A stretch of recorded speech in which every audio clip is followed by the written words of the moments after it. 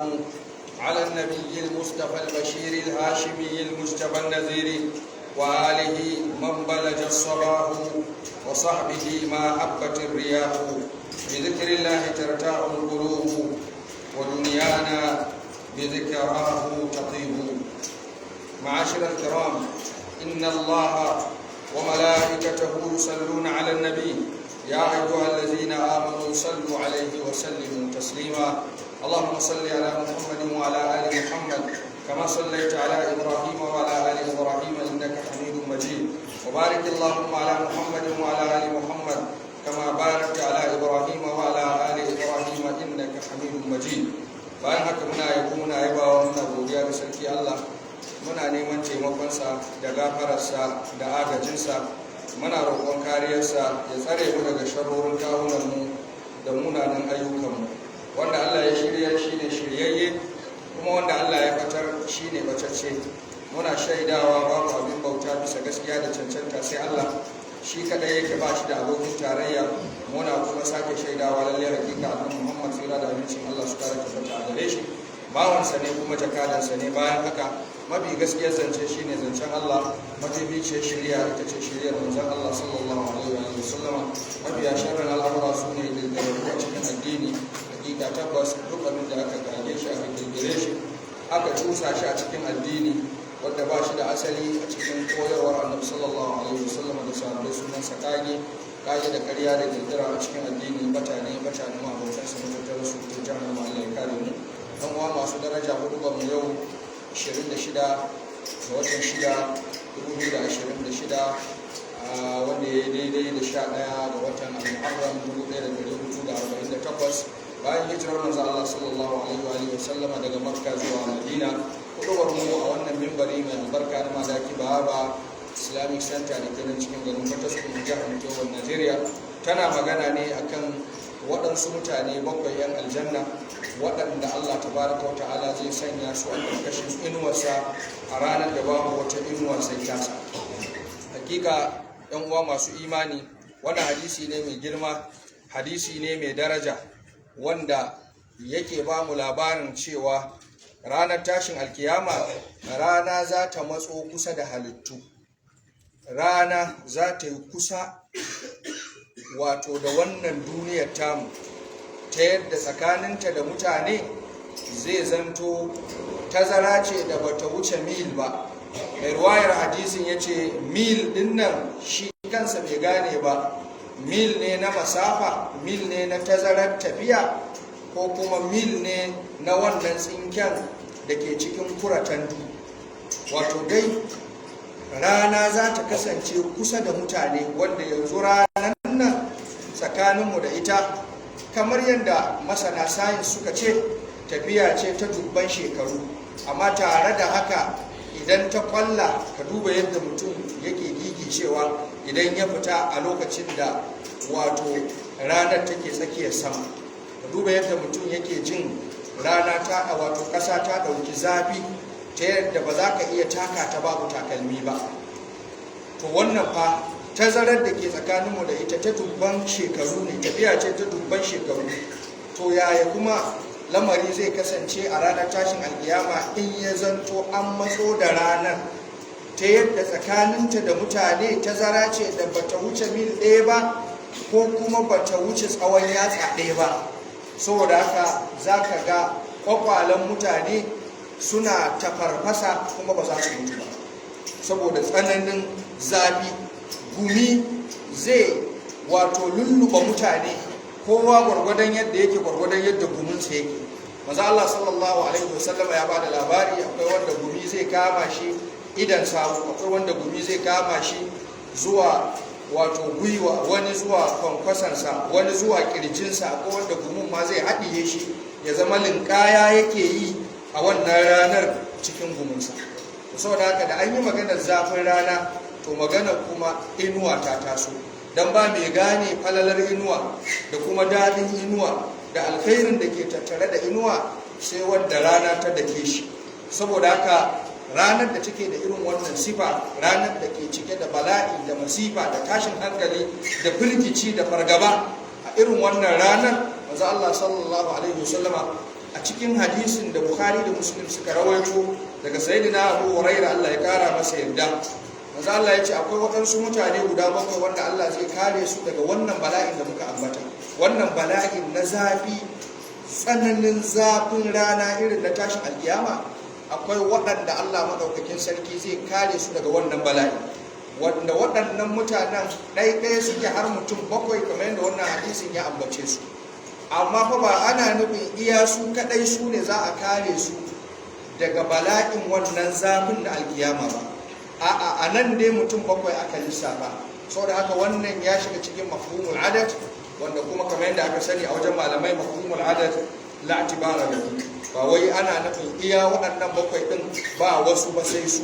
Ai ba a kira abubuwa, ba a kira mutane da dama ba, wanda a wasu ɗaiɗaikun hadisan kuma manzo Allah sallallahu alaihi wasallama ya lissafo waɗansu mutanen ya ce za su shiga inuwar al'arshi ranar tashin alkiyama, wanda kuma ambatansu bai zo a nan ba. Ashe kenan waɗannan mutum 7 ɗin ba wai yana nuna wannan adadin yufidul hasr bane, cewa banda waɗannan ba wasu ba. Shine abin da ya kamata mutum ya fahimta da farko. Manzo Allah ya ce akwai waɗansu mutane 7 Ubangiji zai lullube su a cikin inuwarsa ranar da babu wata inuwa sai tasa. Shi yasa ma aka kawo waɗannan mutanen na kira a ka'ida kuma ta nahau.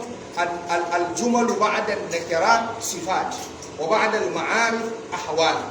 Ka'ida shine duk sanda aka ambaci nakira to ka kashe kunne da kyau, za a faɗi sifofi. Yanzu abinda ake so ka rike ko ka hankalta su ne waɗannan sifofin da ambatansu zai biyo baya, don a alamta maka cewa in har kana da wannan sifar to kai ma kana daga waɗannan mutane 7 ɗin da Ubangiji zai lullube su da inuwarsa ranar da babu wata inuwa sai tasa. Muna roƙon Allah ta'ala ya samu daga cikinsu. Allah ya ba mu ikon sifantuwa da waɗannan sifofi don mu shiga cikin inuwar al'arshi ranar da babu wata inuwa sai ta Allah.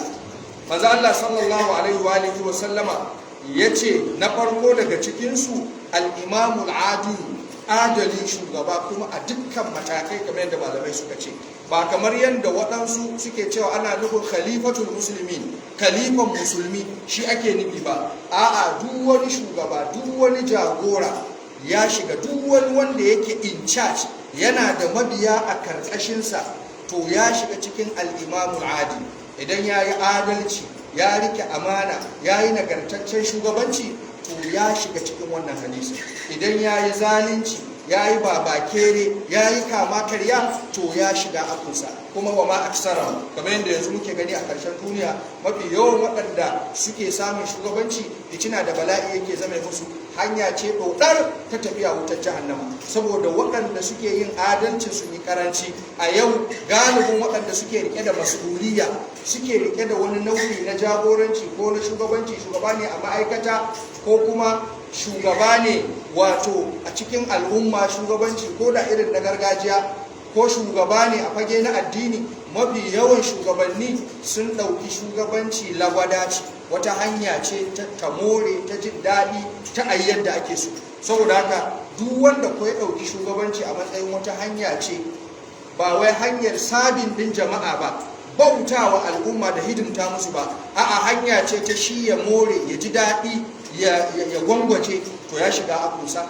Wato zai zo a ɗaure ranar tashin alƙiyama, kamar yadda manzo Allah sallallahu alaihi wa sallama ya faɗi a cikin hadisi ingantacce, kuma kamar yadda manzo Allah sallallahu alaihi wa sallama ya yi addu'a, yace Allahumma man waliya min amri hadhihi al-umma, man waliya shay'an min amri hadhihi al-umma fa shakka alaihim Allahumma fashquqa alaihi. Duk wanda ya kunci wani abu na al'amarin wannan al'ummar, karami ko babba, sai yayi amfani da wannan shugabancin wajen yayi yadda yake so, yayi abin da ya ga dama, to ya Allah ka kuntata masa, inji manzon Allah sallallahu ta'ala alaihi wa sallam. Yadda yayi amfani da wannan damar ya kuntata wa al'ummata, manzon Allah ya ce to Allah kai ma ka kuntata masa. Saboda haka wannan ba zai taba tashi ba. Shi yasa ba abu mai hatsari, mai ban tsoro a ƙarshen duniya irin wannan yanayi da muke rayuwa a ciki kamar shugabanci. Domin shugabanni sun mai da komai ya koma lagwada, ba su san ma abin da ake cewa adalci ba. Adalci rukuninsa na farko na tabbatuwa shine almusawatu, ka daidaita tsakanin mutane, ba wai ka ce wannan naka ne, wannan su ne suka yi ka, waɗannan ba su yi ka ba. Cancanta wanda ya fi kowa rigima da adawa da kai sai aka zo wani position kuma shi fi kowa cancanta, to adalci ya lazimta maka ka bashi. Idan ka hana shi to ka taɓe ka shiga abu. Sannan babban bala'in da ke ciki yanzu fa shugabannin nan da kake gani, in gwamna ne, in ciyaman ne na karamar hukuma, balle kuma wato sauran matakai da suke sama da wannan kamar shugaban kasa, sai fa ya rantse da abin da ya yi imani da shi. In musulmi ne an saba mai Qur'ani ya rantse cewa ba zai nuna bambanci ba, zai nuna daidaito. A san da yake wannan rantsuwar shi a zuciyarsa ya san ƙarya yake, ya san ƙarya, ma'ana ba zai nuna daidaito ba. Ba ruwansa da wannan dan jam'iyya ta ne ko wannan ba dan jam'iyya ta bane, ba ruwansa da a jam'iyyar tawa wannan ni yayi ko kuma ba ni yayi ba, dan hamayya ta yayi, ba ruwansa. Shine ma'anar ba zai nuna bambanci ba. Kuma kalmomin da suke furtawa na rantsuwa abinda suke faɗa kenan. To anan ma inda yayi rantsuwar kafin ya tashi, idan harkar bambanci ta taso sai ya nuna ta, kuma ya rantse da Qur'ani ya ce ba zai yi. To kaga ai wannan shine karshen tabewa da halaka kenan. Da za ka bi kowa cancanta baka yi shi ba, to ba zai baka dama ba. Da kuma za ka gaza kowa, za ka kasa kowa, duk waɗanda suke wato applicants sun gabatar da bukatarsu da sha'awarsu, sun yi showing interest ɗinsu akan wannan aikin. Da za a ce wannan shi ya yi shi amma shi ne ya kowa rashin cancanta, to shi zai ɗauko. Sauran waɗannan duk zai disqualifying ɗinsu, saboda ai waɗannan ba su yi shi ba, ba su da wata alaka da shi, saboda haka wannan shi ne nasa. Yanzu fa lalacewa ta kai a Najeriya aikin gwamnati slot ne. Ma'aikata makiya Allah su suke taruwa sai su raba shi wai slot, kai an baka 2, kai an baka 3, kai an baka 4, kai an baka 5. Ga yadda ka'ida ta ce a yi advert, duk wanda ya shirya ya cancanta ya zo a yi interview, wanda ya dace a bashi. Sai suka canja, sai ya koma ganima a tsakaninsu, wani an bashi 5, wani an bashi 7, wani an bashi 10, sai su zo su rabe. Saboda haka tunda an baka slot, duk wanda ka kawo shi za a sa a gurbin, ya dace bai dace ba, ya cancanta bai cancanta ba. Billahi la ilaha illa wannan shine asalin ramin halaka, shi ya haifar mana da duk bala'i da masifar da muke ciki. Kuma in dai ba a samu shugabanni mutanen kwarai, mutanen arziki, masu mutunci ba, waɗannan lalatattun fasikai, fajirai, ashararai suka ci gaba da wannan gaba ɗayanmu, billahi la ilaha illa muna cikin masifa, muna cikin kalubale. Kuma wannan gaskiyar wai su ce wai ai shiru a daina faɗarta. Kaga wani jahili wawa wanda bai da wata cancanta kowace iri, kawai an ɗebi slot an bashi, ya ebo irinsa marasa mutunci, shikenan ya ce slot ne, ya zo ya zuba su. Ganan yara sun yi qualify, sun cancanta, sun iya, sun kware, sun karanta, sun dace, amma ba su da kowa, ba su da wanda ya tsaya musu, ba ya'yan kowa bane. Ba su san ranar da za su samu aiki ba, suna kallon kidahumai jahilai waɗanda ba su iya ba, saboda sun san wani, saboda yan bangar siyasa ne, saboda suna da alaka da honorable wani, su za a zo a ɗauka a bawa wannan. Tun masu wannan su sani cewa suna cikin masifa, yawma la zilla illa zillu, suna cikin balbalin bala'i. Suna ɗaukan ana karanta irin waɗannan ayoyin da hadisan nan, wallahi gani suke almara ne ko shafa labari shuni ne. Billahi allazi la ilaha illa huwa innahu lahaq misla ma annakum tandiqun. Yadda kaga ina maganan nan ba hoto bane, ba mafarki bane, ni din ne Abdallah a tsaye a gaban ka nake magana, na rantse da Allah haka alkiyama za ta zo, haka Allah ya ce innahu lahaq misla ma annakum tandiqun. Yadda in kana magana ko kana dariya kai ne ba wani ba, to haka alkiyama gaske ce sai ta zo, ta tsaye, haka Allah ya ce. To na farko shugaba adali, in ji manzon Allah sallallahu alaihi wasallam, Allah ya ba mu adalan shugabanni, Allah ya canja mana miyagu da azzalumai, munafikai, ashararu, Allah canja mana su, ka kawo mana waɗanda za su yi adalci. Adalci shine asas na duk wani ci gaba. Adalci shine asas na duk wani zaman lafiya. Adalci shine asas na duk wani kwanciyar hankali. Ana rasa adalci komai ya ruguje. Da haka manzo Allah ya ce bi haza kamati samawati wal ard.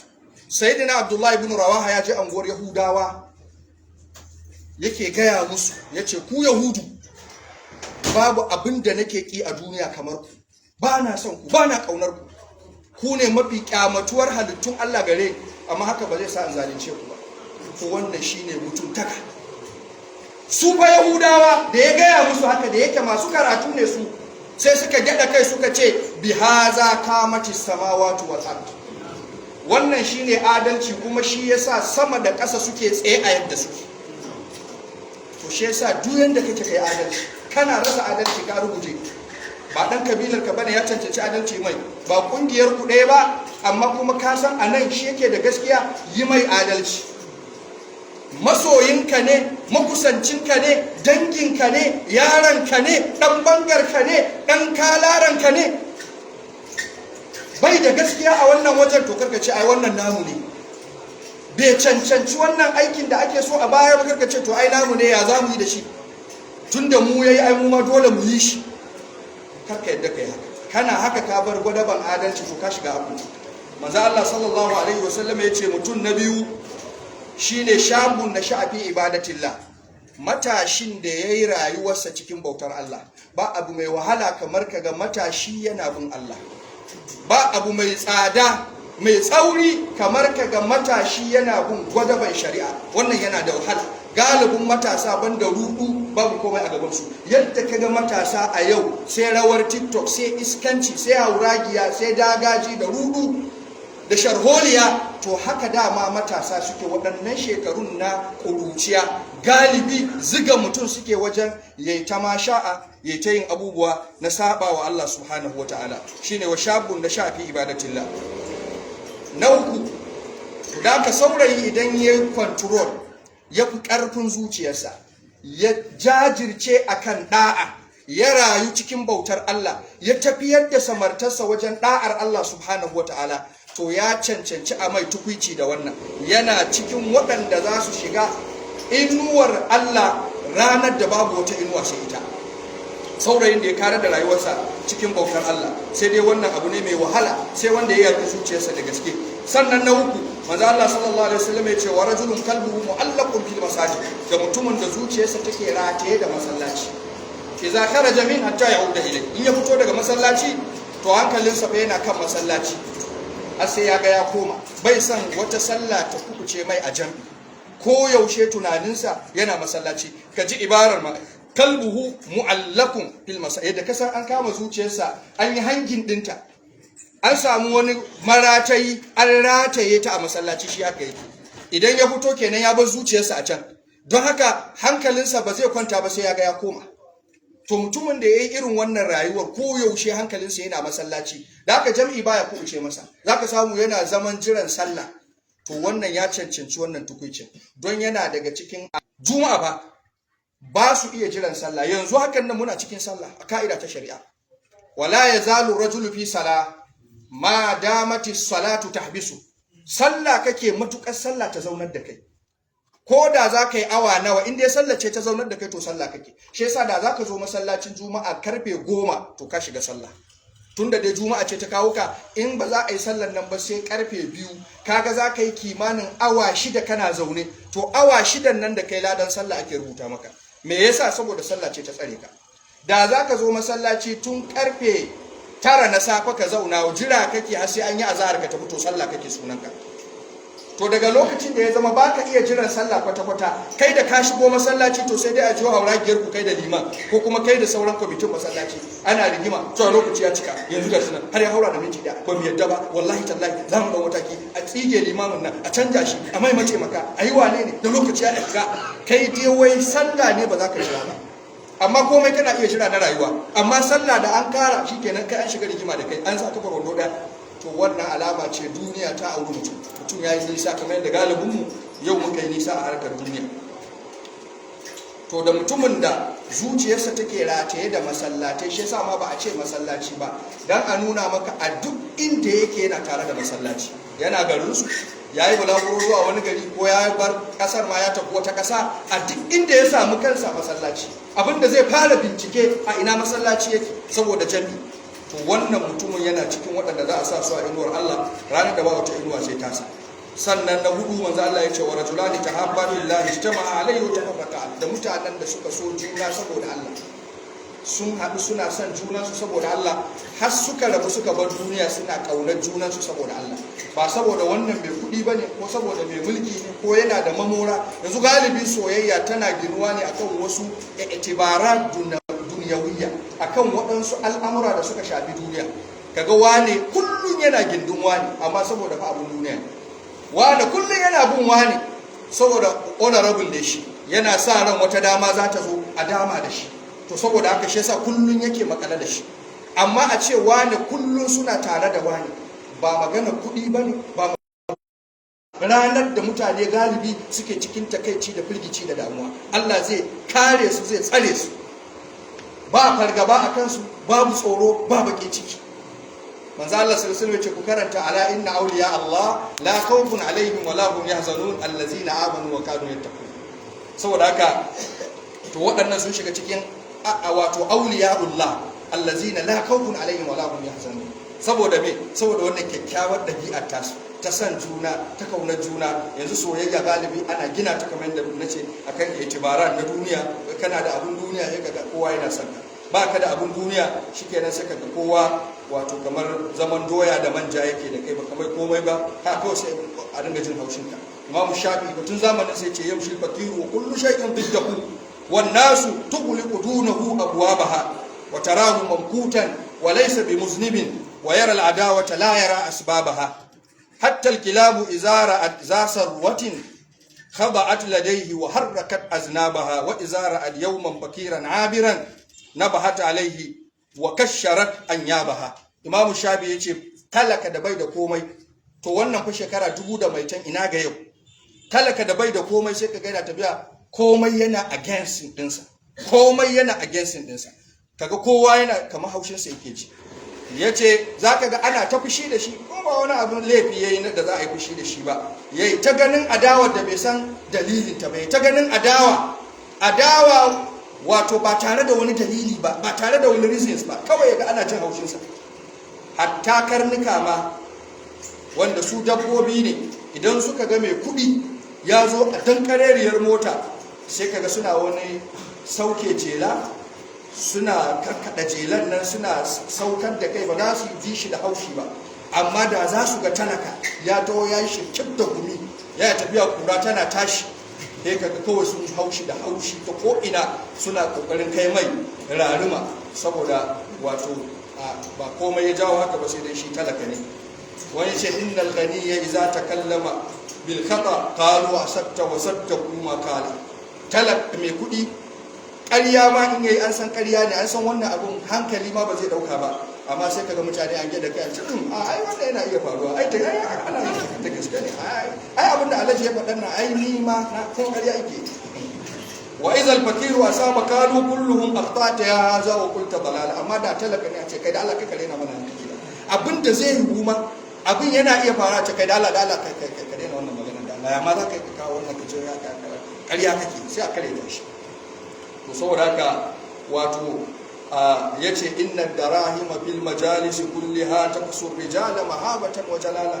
Yau galibin mutane abinda suke girmamawa shine abin duniya, abinda suke gina soyayya a kansa shine abin duniya. An kaga mutum ya zo majalisa duk kowa ya kame an mimmilke, to an ga kudi. Amma duk iliminsa da tsoron Allahnsa da bin Allahnsa in ba yi da ko sisi ya zo ba, amma san ya zo ba, kowa ma ana danne waya ko amma da an ce honorable wara yake kowa ya mike sa honorable Allah kiyaye ka shikenan an tashi an bubbuda ya zauna, ana ta nuna soyayyar kariya. Da kudinsa zai kare a nan shi ma zai gane shayi ruwa ne, ya zo ba wanda zai saurare shi. To saboda haka to wannan mutanen da za su kaunaci juna saboda Allah, girmama mutum saboda Allah, mutunta shi, ka kaunace shi ba dan komai da zaka samu na duniya ba sai dan Allah, wannan yana sa ka yi dizabin shiga inuwar Allah ranar da babu wata inuwa sai ita. Wato na kusa da karshe a cikinsu shine mutumin da mace mai daraja, mai kyau, mai matsayi ta nemi ya yi fasikanci da ita, amma ya ce da ita yana jin tsoron Allah kamar yadda Annabi Yusuf yayi. Da kuma mutumin da ya ba da sadaka, ya ɓoye wannan sadakar tasa ta yadda damarsa ma bai san abin da hagun ɗinsa ya bayar ba, wato ta yadda hagun ɗinsa bai san mai damarsa ya bayar ba. ya ɓoye wannan sadakar kamar yadda Allah ya ce wa in tuquha wa tu'tuha al-fuqara fa khairul lakum. Ita sadaka ba laifi a bayyana ta, amma ɓoye ta shi ya fi kusa da ikhlasi. Sai dai akwai nau'o'in sadaka wanda su san ake a bayyana su, kamar a zo ana gidauniya, wannan ya ce na bada kaza, wannan ya ce na bada kaza. To a irin wannan karka ce wai kai ustazu ne ka dinga wani sun da kai kana kyauta izo ka ce a ai mu kai kaza kaza, saboda haka sai an keɓe a yadda kowa yake bayarwa a bayyane kai ma ka bayar a irin wannan wurin, haka aka fi so, dan shi zai fi zaburar da wasu. In kaɗan ne bayar, in mai yawa ne bayar. Dan yau ustazai masu zafin kai suna fassara riya ba yadda riya take ba. Ita riya shine kai abu ba dan Allah ba, ta yadda in ba dan ka birgen ba da ba za ka yi abin ba. Amma duk abin da za ka yi shi kayi niyyar yi, ka kudura aniyar za ka yi dan ka samu lada, to ko da bayan ka yi a ranka kuma an tafa ma ko an yabe ka, ka ji daɗi a zuciyarka, bai da alaka ta kusa ko ta nesa da ladanka yana nan a wajen Allah. Allah yana duba niyyar da ta zaburar da kai abu ne. In niyyar nan taka ta farko mai kyau ne, ko daga baya shekan ya zo yana saka ma, manta da shi, ladanka ya riga ya tabbata a wajen Allah, da nassin hadisin Muslim daga Abu Zar. To amma ustazan da ba su yi karatu ko ba su fahimci ma me ake kira riya ba, sai su ta jefa mutane class din riya. Ta yi wannan ko aiki ya rushe, ai kaza aikin nan ko ba lada ba kaza. Saboda haka duk abin da kai shi a zuciyarka da farko kana nufin lada, to ladanka ya tabbata a wajen Allah da izinin Allah subhanahu wataala. Saboda haka mutumin da ya yi sadaka ya ɓoye, shi ma yana cikin waɗanda za su samu kansu a inuwar al'arshi ranar tashin alkiyama. Na karshe mutumin da ya tuna da Allah a keɓe shi kaɗai a ɗakinsa, ko kuma a keɓe a wani waje, ya tuna da Allah, ya karanta Qur'ani ko ya karanta wasu hadisai, ko ya yi tunani game da lahira, ya tuna girman Allah da abin da zai faru, sai ya malalar da hawaye, to wannan ma yana cikin inuwar Allah ranar tashin alkiyama. Muna roƙon Allah subhanahu wataala ya samu daga cikin waɗanda za su samu kansu a inuwarsa ranar da ba wata inuwa sai tasa. Allah ya rufa mana asiri duniya da lahira. Allah ya amsa mana addu'o'in, mai biya mana bukatunmu, ya yaye mana damuwoyinmu. Muna roƙon Allah ya ɗaukaka musulunci da musulmi, ya kare kafirci da kafirai. Muna roƙonsa subhanahu wataala marasa lafiya ya ba su lafiya, masu lafiya Allah ya tsare musu lafiyar su. Allahumma salli ala Muhammadin wa ala ali Muhammad kama sallaita ala Ibrahim wa ala ali Ibrahim innaka Hamidum Majid. Rabbana atina fid dunya hasanatan wa fil akhirati hasanatan wa qina adhaban nar. Qumu ila salatikum warhamkumullah.